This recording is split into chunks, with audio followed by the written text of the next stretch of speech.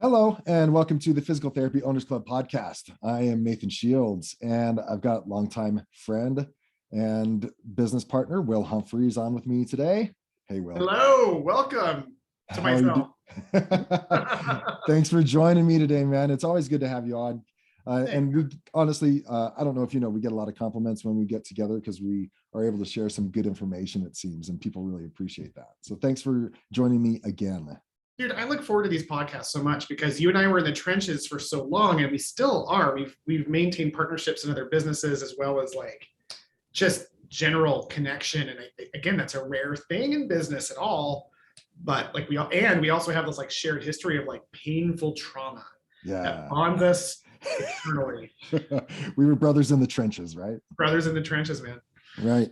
Cool. Well, it's exciting to talk with you today because we're going to share on this episode some of our biggest mistakes when it came to ownership throughout the years. I'm going back, well, I started the clinic 20 years ago, and you joined forces with us, 17, 18 years ago? 2003.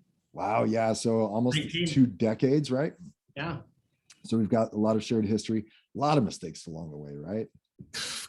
I don't even know how to like emphasize that in a way to where like people listening understand the amount of failure that I feel like we've been through so much. And I've shared with it in the past. If you could put a dollar value as well as health challenges that we've had because of it, as well as late nights or sleepless nights that we've had to deal with through all this time, there's plenty to share, right? Oh man, the headaches, the lost sleep, the impotence, all of it. That's just so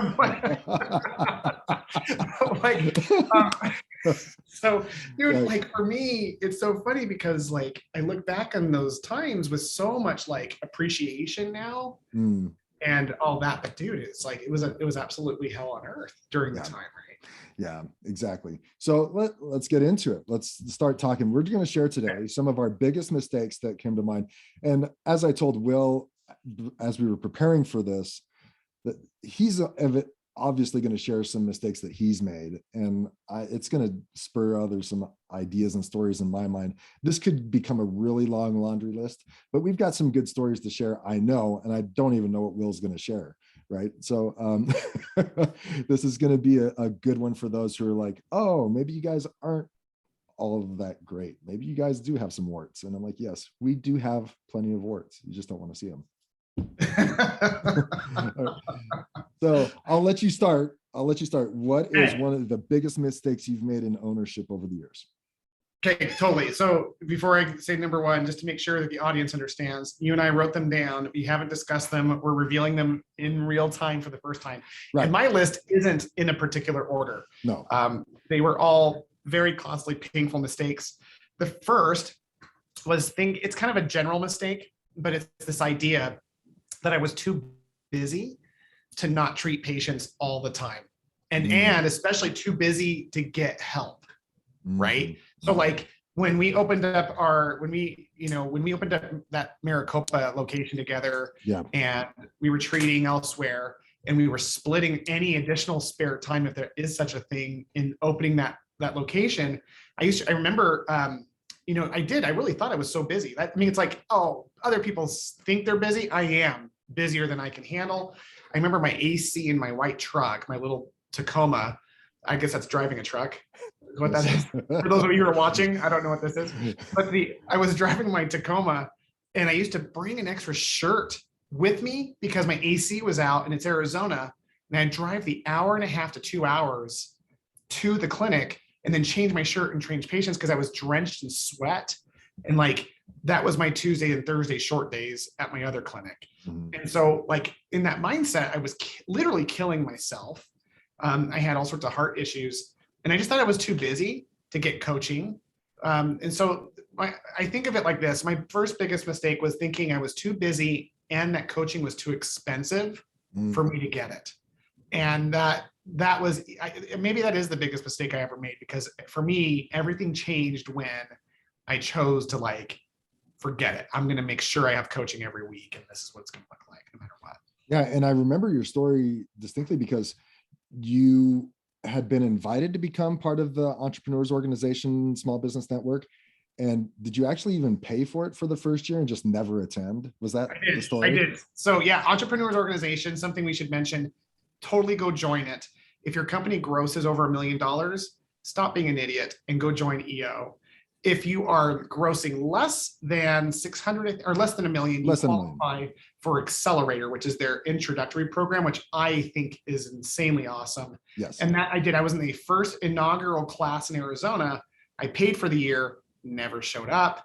Second year, I was there the first day after I almost walked away from our business from exhaustion. And the guy there, Scott Fritz, who was a guest on your show recently, was like, "Who are you?" And I told him the story, and he hasn't stopped making fun of me to this day in 15 years about how I paid for it and I never showed up because I was too right. Well, and that goes along with one of my first mistakes, and it is a catch-all that I didn't get some kind of support, coaching, you name it. And I don't know if it was necessarily like I knew what coaching was and chose not to accept it. I don't think I really believed that there was such a resource out there that could help me. I felt like I was alone on an island. I was going to have to figure this out myself. I'd heard of SCORE, the volunteer retired businessman who would share an hour a month at the local chamber of commerce. I thought, oh, maybe that'd be a good idea to get a little bit of help and support. And then I'd lean on my dad once in a while. And I just assumed this is how it is. And I've got to figure it all out. So there was some ignorance, some naivete, maybe.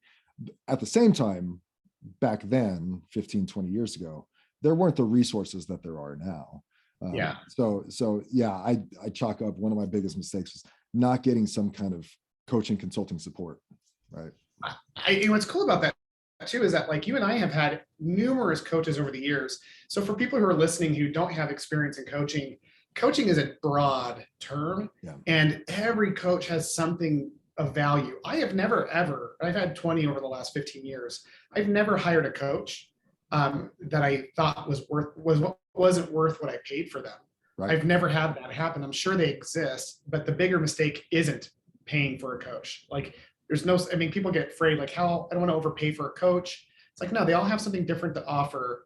And like every one of them are worth, sometimes even working in tandem together. At one point, we'd have a couple of coaches in our company, right, helping us do different things. Mm-hmm. But man, that was easily the best part of our learning was hiring coaches. Yeah, you can definitely track our trajectory as a business to when we started getting some coaching. Yes. Yeah. And so that leads. So I parried off yours a little bit, but mine that I'll share is somewhat, I guess, not too similar. But I was a big fan at the time, and I didn't really recognize what I was doing, but it's easy to see now. I was a big fan of abdication instead of delegation, if you know what I mean. Yeah. One of my biggest mistakes was just saying, I hire you to do whatever I tell you to do. And that was, I would say that in my interviews. Your job is to do whatever I tell you to do.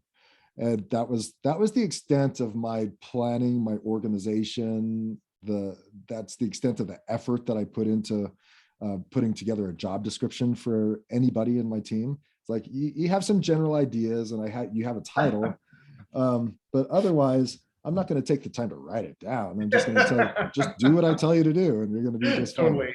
Yeah, and I thought that would work out well. So yeah, that was one of my bigger mistakes, was just say, just go do that without any training, without any real support. It was pretty sad. That is funny. And I thought I was so cool doing it. I'm just like, I'm the boss, so just do what I say. Well, I think on the extreme opposite end of that, this isn't on my list, but I was kind of the opposite leader, where it was like, oh, let me do that for you. Oh. I was the bypasser. That's where you and I are probably a little bit different, because like when I hired people, I didn't train them either. And then I felt like it was all my fault. And so then I would go do their job for them. I used to have a PT. I remember when I was seeing over 100 visits a week, and they were seeing like 30, and like talking about how stressed they were. And I'm like, oh, okay, let me help you with that. Like, it was just without leadership and statistics, we can abdicate or bypass, and that neither one of those are healthy, I guess. Yeah, exactly. All right, your turn. Okay, my next one is not learning how to recruit talent. Like, I was so worried as a business owner on marketing, new patients. And like, I felt like I was at the effect of recruiting physical therapists.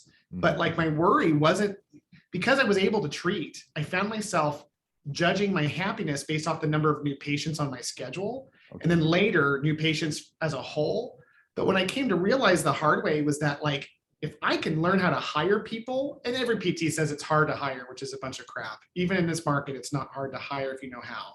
But like, putting all that energy into learning how to hire, it almost took away the need to put so much energy into marketing, because when we hire great talent, it rains patients because they're so amazing. Like, they tell their patients, tell their friends. And if you have a problem that we don't know how to solve, if you know how to hire, you can hire the person to solve the problem and not have to learn how to do it, whether it's billing or leadership. Like, literally, recruiting to me was like, I wish I had figured that. I made that the last thing I learned. I wish I'd made that the first thing I learned how to do. Interesting, man. Yeah, but I can look back on my history as well and see when I had team members who were aligned and engaged, and not because I was really good at recruiting at the time. I happened upon these people, right? But as I had them, my numbers increased. My total visits, my new patients, and I'm sure if I delve deeper into the statistics, the patient's engagement and the number of times they came to the clinic per week or per episode, per plan of care, all those things would have improved as I had those more aligned providers on the team. Dude, and the drama differential. Like, when I was, yes, I can't tell any specific stories without like totally throwing people under the bus, but I've been through a million of those HR discussions where the PT or a team member is like, hey, can I talk to you for a minute? And you just see your heart sinks into your stomach, because it's going to be this emotional, like, my feelings are hurt because you did. And look, in almost every case, they weren't wrong. Like, I probably made every mistake in the book that justified it. But when I learned how to hire talented, better aligned people, they were able to give me the benefit of the doubt or bring it up in a way that wasn't so emotionally draining. And those were the people that like taught me how to really grow. The previous employees that were just constantly upset with me. And really, it was all my fault. It wasn't their fault, but like, as an owner, if we can learn how to attract the right people, we don't have any of those discussions, and we don't have to get hemorrhoids or whatever. I don't know why that was the Where'd medical. that come from? I don't know why that was the medical condition that came to mind. Maybe, pain in the butt. Pain in the butt. Hey, see, my subconscious is smarter than me. Bring it full circle. There you go. But mine is not much different than yours. And to build off of that, and one of the things that I wrote down prior to our discussion was that I held on to team members too long out of fear, right? Not figuring, this person's good enough, right? So why don't I just deal with the headaches that they cause and try to work around them or build them back up? But as I can look back, and I'm sure you may agree, as we progressed as leaders and our recruiting got better, we were unwilling to keep those people on as long, right? Yeah. The fear related to losing them somehow dissipated. And we thought, wait, I've been through this so many times where tolerating such and such a person has never gotten me anywhere. It's easier, and I see it now, where if we let them go, there are a lot of good opportunities, a lot of other people that are willing to take their place and do significantly better. And prior to having that thought process, prior to going through those experiences, I just was in fear of losing them and keeping them on too long. That's actually one of mine. It's worded differently, but mine was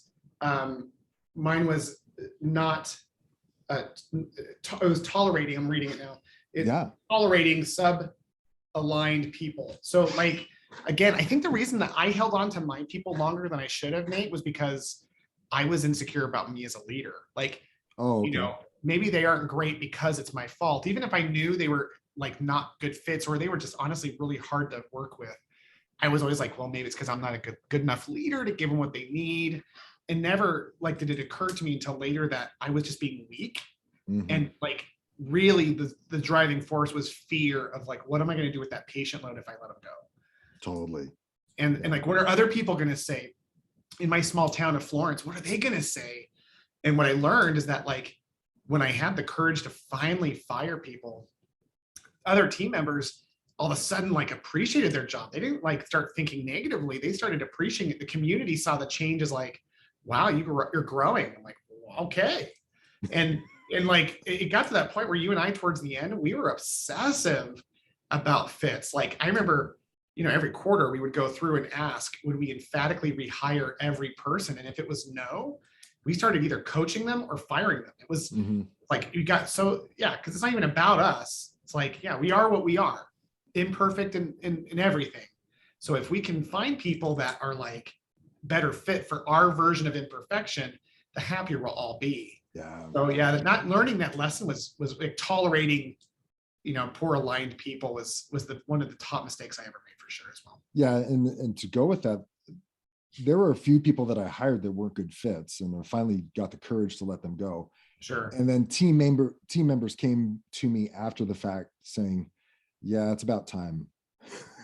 Yeah. Like they saw that they weren't a good fit, and they were really disappointed. I could tell that they lost respect for me. They didn't say it so much, but I can just imagine they were losing respect for me for tolerating that person. And then when I finally let them go, they thought, finally, now we can actually improve, or now we finally have them off the boat. It's so much better that they're not here. And I thought, oh, I wish I had known what you guys thought ahead of time. I know, it's so weird. I mean, again, I've never, and I think I've heard you say this too, Nate, is that I've never regretted firing someone. Not once. I've only regretted not firing them fast enough. And every time it happens, like you said, out of the woodwork, people are like, well, did you also know that they were, doing drugs in the back office? You're like, what? Like, all these things are coming to light.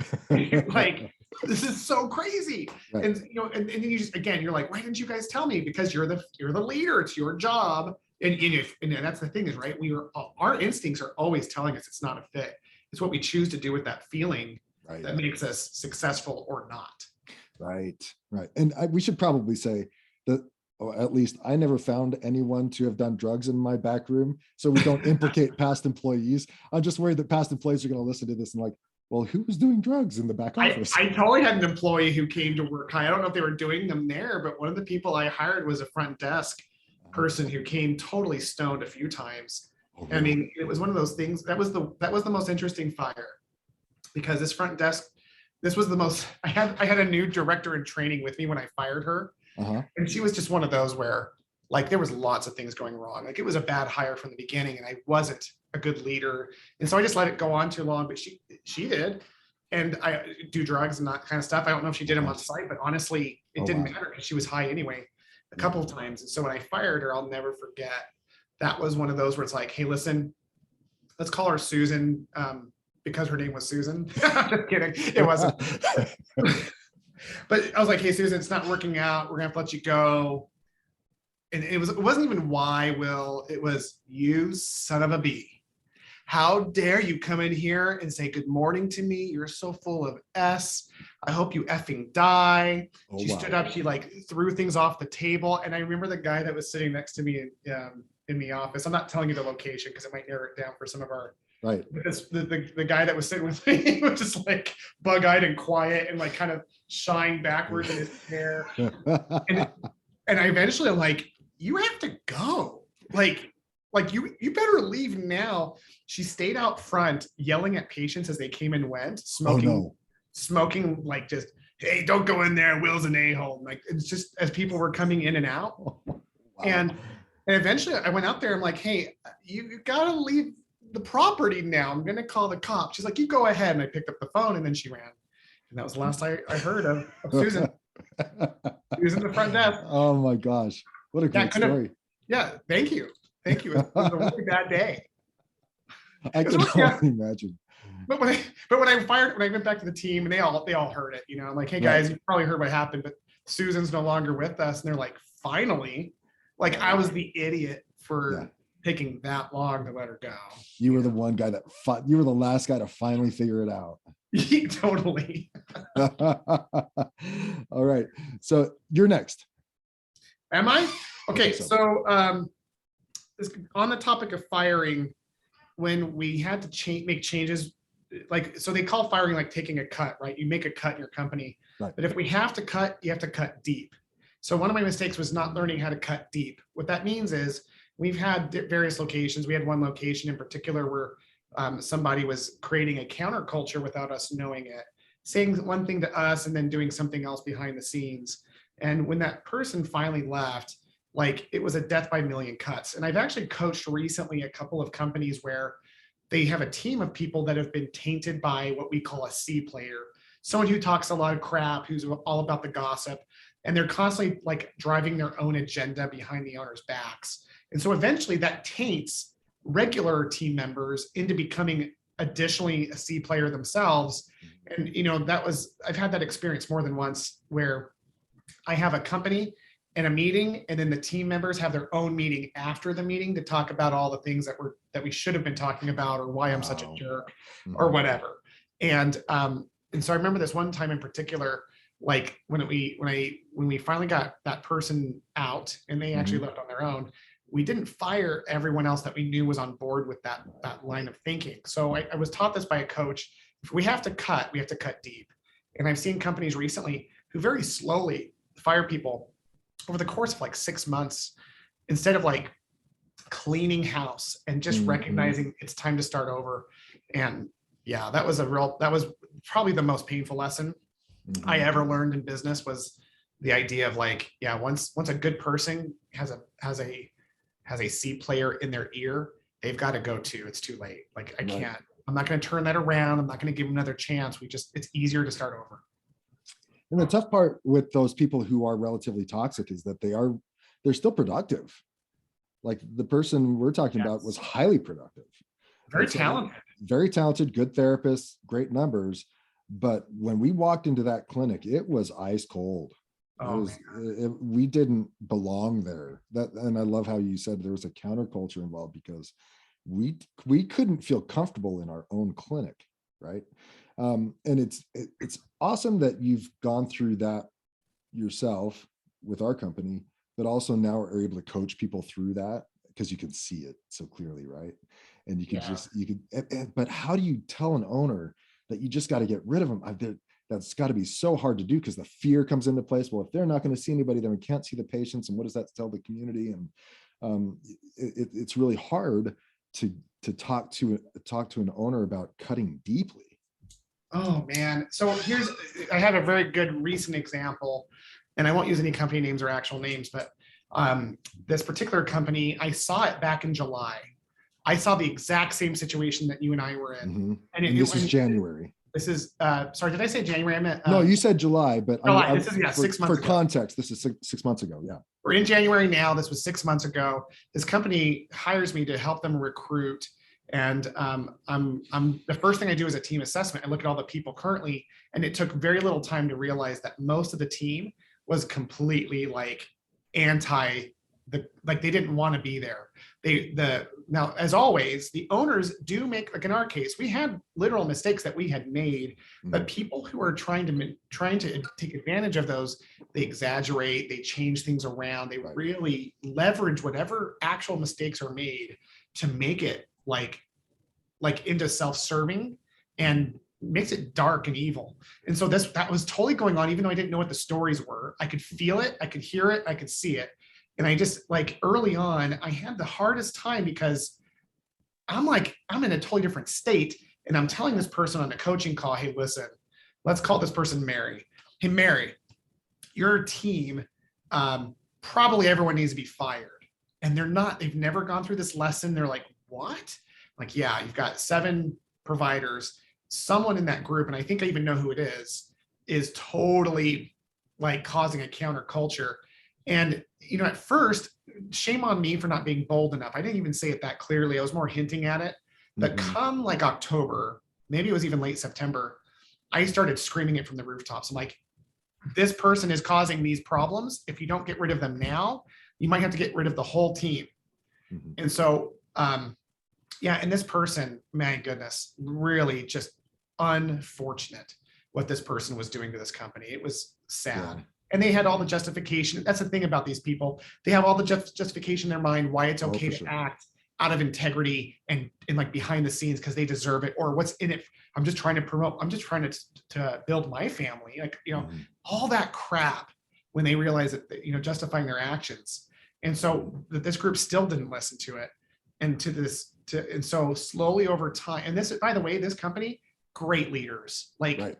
there was a legitimate, some mistakes for sure that had been made, but like truly good people, and like good-hearted. And like, and so sadly, over a 6-month period, literally every single one of their team members has either been fired or quit slowly. Even so the front desk. Yeah, over that 6-month period. So think about what that looks like for the owners, and then trying to hire someone for that. So the cool thing is they're in a place where they've been able to rebuild it now. And it's like, it's a lesson that unfortunately I wish we could tell someone that's where I could probably do better as a coach. How do I be with somebody to where they'll see it and act without having to learn the lesson the way that we do through experience? Right. I don't know. I really don't know. I honestly feel like I failed in certain cases, but I did get flown out there into that company in that 6-month window, and I got to meet with people. Oh man, I had so much PTSD. Really? Like, oh dude, I walked in, I felt the feeling like how you and I used to feel when we walked into that one clinic. I felt the feeling, and I felt like I was going to throw up. I almost canceled and turned around and left because the feeling was so dark. And so I stuck with it, and it was healthy for me and cathartic to like confront this group and like have these meetings and hear all the darkness just spew out of them. Yeah. And like it was really good for me to do that. But like after that, I was like, yeah, all these people need to go. And it didn't work the way that they were, they had to learn that lesson, unfortunately. But you're strong leaders. They're going to be great. That company's going to be amazing again. And I just wish there was a way that I could teach that lesson without having to experience it. Right. Exactly. Well, the one I'll switch to now is one where, and it wasn't, I guess I don't need to preface it too much. It's simply, I'm in a bad habit, and I don't know if I'm totally over it yet, where I send out emotional emails without sleeping on them. It was kind of a thing that I was used to back in the day, and I've had to check myself quite a bit since. But yeah, sending out emotional replies, especially, or holding people accountable via email in an emotional way, is something that I've had to learn the hard way, for sure. But what a cool thing that you brought that up. It didn't occur to me, but yeah, like when someone sends it's weird how the heart always leads out in communication, and the digital communication, it almost like amplifies it. So if someone's a little pissed, it feels oftentimes a lot heavier, and then we respond in kind, and it escalates. Dude, I love that you said that. I've been in that position. It's hard to wait. It's so hard to sleep on it because you can't sleep usually because you're so pissed. Yeah, and I feel like this needs to be addressed now. I can't wait another 12 hours. That's not enough. Whereas I can. It's just a lie I tell myself, and it needs to be addressed.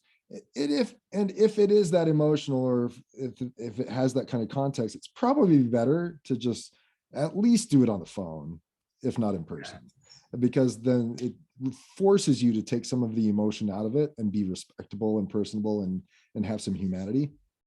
Whereas it allows yourself to hide behind the guise of professionalism by sending an email, and they're going to understand clearly what I'm trying to say. So it's a hard mistake that I've had to go through a few times. How do you hit the pause button? How do you, like, when you get an email that feels like it's attacking you or just like rude, like how do you hit that pause button? I'm learning slowly over time. This is just the way I operate with anything that comes at me. Like, we need a decision on this. Coaching over time has taught me that I need to sleep on things. Like, if they're forcing you to have an answer right now, tell them no. And so the same thing with emotional emails is just, I have to learn how to like mark that email as unread and maybe come back to it later on and without responding. So I know that a little bit more about myself that maybe I wouldn't have if I didn't have some coaching, to just learn how to push pause. It's funny that you say that. It reminds me of this thing that I saw on YouTube recently that people should look up. It's this man. He's got two Coke bottles, the glass Coke bottles, and he's in some country where it looks like it's Africa because like he doesn't have shoes on and it's a dirt floor, and he shakes them both like rigorously, and then right away he turns around and he opens one of the bottles, and of course everything explodes out, and then he starts talking about anger and like reaction. And then after about a minute, he turns around, he opens the other bottle and it's totally fine. He goes, what was the only difference between these two bottles? Time. He's like, the biggest thing we can learn, and I believe this when it comes to self-control, as both a parent and a leader, is not responding when I'm agitated. And I guess it requires a lot of self-control, but it's like as a parent, more so than a leader, like when I'm getting upset or fearful, which is the same almost. Yeah. If I can pause, which I don't always do, man, I'm so much more effective at like connecting with my kid. And so much, obviously that same applies for our people, I guess. Right. Yeah. It can be tough. All right. You got another one? Nope. There's probably a million more lessons. Oh, sure. The ones that I wrote. We should probably be interviewing past employees. Hey, what do you think our biggest mistakes were? It depends on the employee. At the end, we had this team of people that like we just didn't deserve. Like we had people who thought so much higher of us than we ever were worthy of, and as a result of that, we became better people. Those are the people I'd want to ask because they would see it in the light. The people who were selfishly gaining from my mistakes, I don't want to listen to that. I've got nothing to hear from them. Maybe not interviewing Susan. Maybe not her, maybe the others. Susan, so what could I have done better as a leader? Oh, I'll tell you. Not been born. Not been born. Something like that. Okay. What about you? Did you have another item on your list? I had one more, and that was putting appropriate emphasis and importance on planning and organization. So many times you kind of kick the can down the road on planning for the next year, organizing, strategizing, you name it. I still do that personally, especially. It's easy for me to lead other teams through it and talk to people about doing it. For me, like taking the time to strategize and plan is difficult, and I don't know why. It might be tied to the difficulty I had with holding myself accountable personally, but that's deeper psychological stuff. I just simply didn't take the time in the past, and I recognize the importance of it now and force myself to do it now, but to properly plan the upcoming year, the upcoming quarter, look forward in the next month, you name it. And things just tend to go so much easier when you do. Yeah, that's a great point. Yeah, I mean, again, I think it goes back to the coaching concept. The thing that I mentioned at the beginning about being too busy. I think when you get that overwhelmed, for me at least, it was a matter of like, I couldn't prioritize all the things I should be doing, but I know I'm failing at. And that's where I really empathize with listeners who are in that place, because when they're driving an hour and a half one way to their practice like I did, and they're leaving when it's dark, they're coming home when it's dark, their kids aren't getting what they need, and they hear podcasts like this where it's like, you should get a coach, you should do some planning, you need to build your network, which I didn't mention, which is probably a big mistake because I didn't build my network. But like when I heard those things, it was hard to feel anything other than just like shame and like an inability, like I'm not good enough, like I couldn't do it. And ultimately, I think, so my question to you is, Nathan, how do you start that journey? Like, what would you say is the first step in like avoiding all of these mistakes by making time to do that? Like, what do you tell your clients? Well, I'll start with what triggers me or what gets me to think more along the lines that I need to do this. And that is something that I heard from a podcast. I like how they said it. You have to imagine what you want your business to be like. So imagine you say you want $1 million company. I want $1 million company, right? Well, then you should be doing things that $1 million companies do now, and not wait until you get to $1 million to start doing those things. So if that means you need to have, you're going to have $1 million company, and you imagine that it's going to take at least 2 days a week for you to do administrative tasks. Well, build that into your day to day now instead of waiting until the appropriate time to do that. You know, I think it's imagining where you want to be and then start to build that now instead of waiting until blank time. Yeah, that is really powerful. The idea of like just becoming, you know, when you were talking, I was thinking about like why don't more therapy practice owners like start emulating that? Like why would they? What would have them not see that they're so busy that clearly that's not healthy? I think it leads to another mistake I want to mention that I just thought of, which is that I thought I thought my self-esteem was tied to my treating.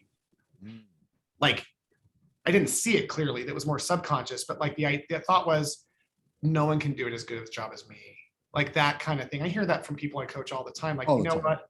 Well, no one does it as good as me. It's They like, come to really? see me. Right. I might have other therapists, but I'm the ringleader. I'm the one that's leading out on all the conversations and discussions and getting the engagement and buy-in. And if I'm not there, then what? Yeah. And it's, you know what, it's kind of, if we wanted to simplify it, I hope someone's listening to this. I hope it's me from 10 years ago, maybe 20 years ago, but like, it's your ego. That's why you're so busy. Right. The reason you're so busy, because this, and I can say this because I'm talking to myself, a younger version, but you're so busy because you don't know who you are without that feedback from your patients. And without that busyness, as much as you think you hate it, you're experiencing it like validation that you're special. Instead of seeing it for what it is. You're being weak. Because if you could take a chance on yourself to see yourself as the leader you are, you'll not only still impact those people, but the therapists that you'll see as your future patients, right? Like you'll treat them like you currently see your patients now. You'll see those employees as your opportunity to serve. And then exponentially your impact will grow. Yeah. And at the end of the day, what I learned in my journey, like when we finally got to that place where we had this team of people that we didn't deserve, was that it was never about me. It was never about me. It was just the fact that I took the risk and had the money that I borrowed with friends and family to take the chance. That was the one thing that I did that put me in that position. And by learning how to be the leader, those people, or tried to learn to be the leader those people deserved, I attracted better people, and then our impact increased exponentially. Right. So it's kind of, I never thought of it like that, but like, what a great like realization that I hope I didn't even know that till now, but I think it's the ego. I think it's people's ego around treating that prevents them from forcing themselves to act like the $1 million company or act like the company where the owner has a family life balance. Yeah, there's something to it. And almost every therapist I've met has had to go through it. The one person that hasn't done it and has been really cool with even starting their clinic by working part-time was the person that I've interviewed quite a bit, and that's Avi Zinn. He's the only owner that I know has said, I'm going to work part-time so I can work on my business the other days and hire a full-time person to treat the patients. He's the only owner I've ever met that's done that. But all the other owners have had such a hard time, and I'm speaking of myself as well, such a hard time taking that step out of patient care, because if I'm not seeing the patients, and my schedule is the busiest, I've got the best statistics, and if I'm not seeing them all, then who's going to see them? You know, no one else in the world could possibly do as well as I do kind of attitude, then it makes it really hard to step out. And it was that, along with, I had my self-worth, like you were explaining, tied to my busyness. Like you can wear it as a badge of honor. I'm super busy. That means I'm important. And for some reason that propelled me to stay in the rut that I was in. And I remember one time reading Tim Ferriss's, is it 40-hour work week or 4-hour work week or something like that? 4-hour work week. And he said, you know, busyness is just laziness. Oh, I love it. I've read it so many times. I've underlined it, highlighted it, and shared it with people. But if you're busy, you're just being lazy because you're not taking the time to prioritize what is most important, right? You're just doing a lot of random acts of action without focusing on what's most important that propels you forward. And so, yeah, taking the time to do that is, maybe it's just not human nature to do those things. Maybe we enjoy, well, number one, you know, we want to feed our ego. So there's part of that. Number two, some of it is naivety. We don't know what we're going to do if we don't treat. right? That's what we spent the past 30 years of schooling doing, is learning how to treat patients. And now you're telling me don't treat. Well, now what do I do with my time? And then you definitely lose some of that identity that you've been preparing and cultivating. Yeah, it's true though. I guess that makes sense why it's so easy to develop the ego around our treating, because all of us dreamed of becoming a PT. What's cool about our profession is that it's one of those professions that people dream about becoming. Mm-hmm. When they want to, not everyone, but most PTs are super passionate about the industry and what we're doing in healthcare overall.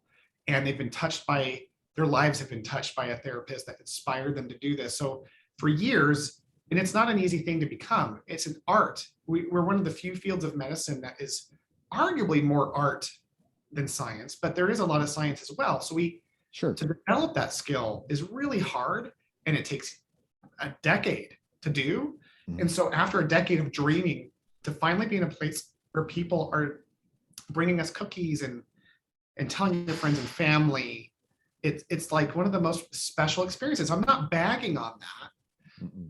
And I think that if the therapist isn't keeping their ego in check and they want to get to a place where there's better home life balance, at some point, if you're an owner, you have to realize whether you intended to or not, you've signed up to become a leader.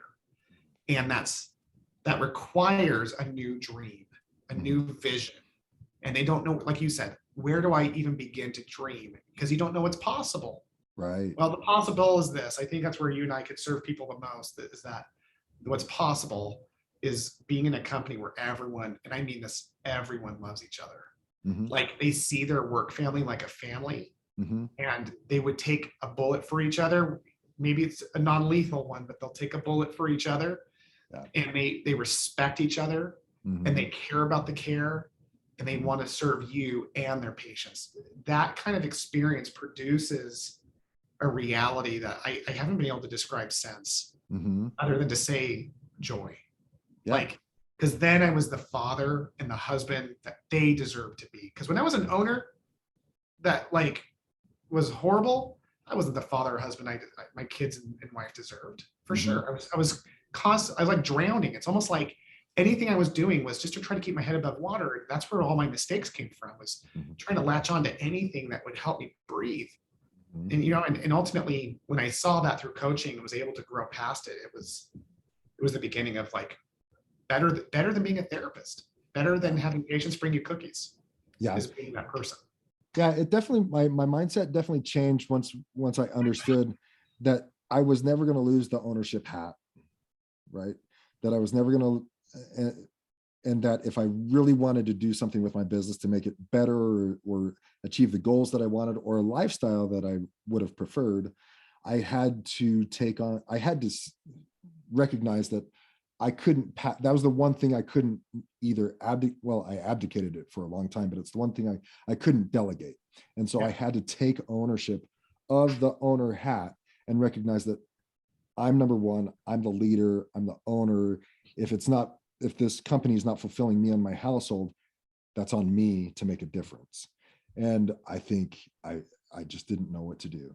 Right. Yeah. And so that's where it comes to the point where, well, I need to figure out what to do. And my life's been significantly blessed ever since I've been able to say, okay, I'm the owner, let's get some stuff done. Not that I did it great, but I at least took on the responsibility and then moved forward.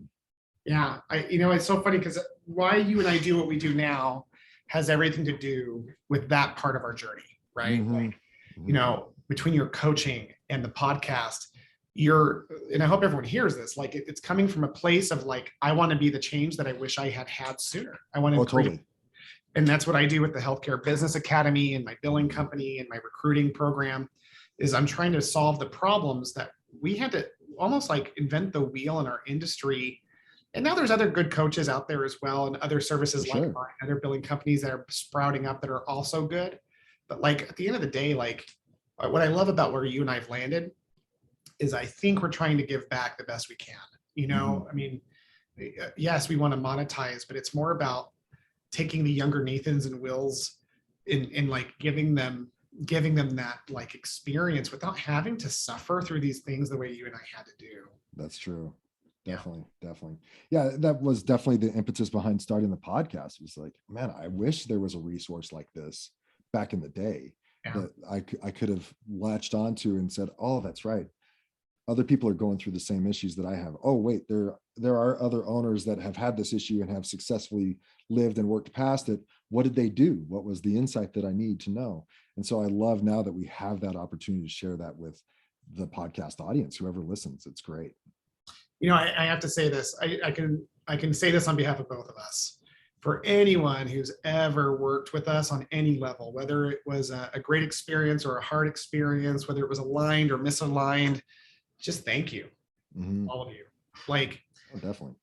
There was, I don't think we ever, even Susan, who she's a human being, and she's got feelings, and she's got a soul and trials and exciting things that bless her, and she helped me. Yeah. But most everyone else besides Susan, I'll tell you, we're just good people that even when they made bad choices, we recognize that we were in learning, and we were learning how to develop it. So all of these people over the last 20 years have, whether or not they love us or hate us, it doesn't matter. We are just grateful for you and what you've done for us. Yeah. Definitely. Well, you've learned so much over the past couple of decades as a leader. Share with the audience what you're doing nowadays that you can do to help them. Yeah. So shameless plug. Stop waiting for physical therapists and go hire them. I have a program I've created called Rockstar Recruiter. It is amazing. And the reason it's amazing is because of the amount of experts that have contributed to this thing. It is the only solution that I know of for hiring PTs. People in our program are having tons of success. And just, I'd ask you to change your mindset. Recruiting is easy. You just don't know how to do it. Right. And so I teach you how to do it. That's one piece. I also do in the black, billing is still the main thing that I do on a day-to-day basis. And that is a billing and coaching company. My coaching is different in that it's geared towards your profitability. There's, again, coaches aren't competitive with each other. They're synergistic. And so a lot of people that work with me work with Nathan and vice versa because of what we bring to the table. But the main thing I bring with the coaching is the billing component. And we are very fortunate. We have never lost a client, and we do it. I say this from a place of humility because it's my team, but we do it better than anyone else, hands down. I wanted to create a solution because I didn't believe outsourcing was going to be worth it. I never thought outsourcing was worth it. I always assumed in-house was better. And frankly, I always thought people outsource were just bad business people. And now it's because there wasn't a lot of viable solutions out there. So I've created that. It's been around for 2 years next month. Congratulations. Thank you. And we've grown exponentially, but we refuse to grow faster than we can provide quality for. It's been great. Yeah. And I have never recommended outsource. And I've had episodes on the podcast that say, don't outsource, do it in-house if you can, until you guys came around. And I thought, well, here are two people between you and Katie who I trust immensely. Number two, I know the work ethic behind it. And number three, there's a communication that is there with your clinic company that is not there with the other collection agencies, as far as I know. Yeah, I would tell you, I have a deep personal relationship with each of my billing clients. Like when people think, I agree with all those people who say don't outsource it. If they don't know in the black, I totally agree. Don't do it. Right.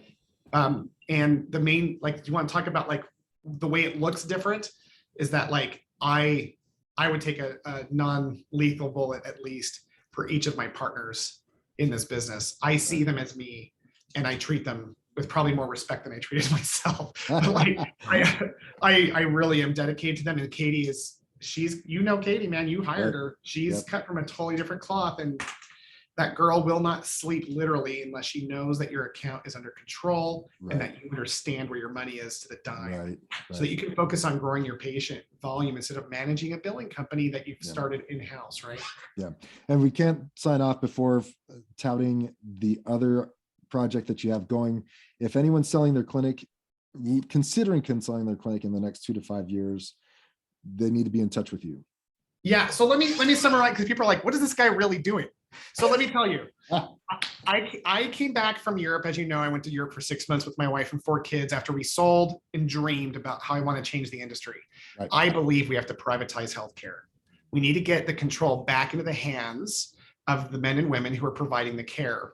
And that's why I love your podcast and everything you coach on, Nathan, because you're helping support that.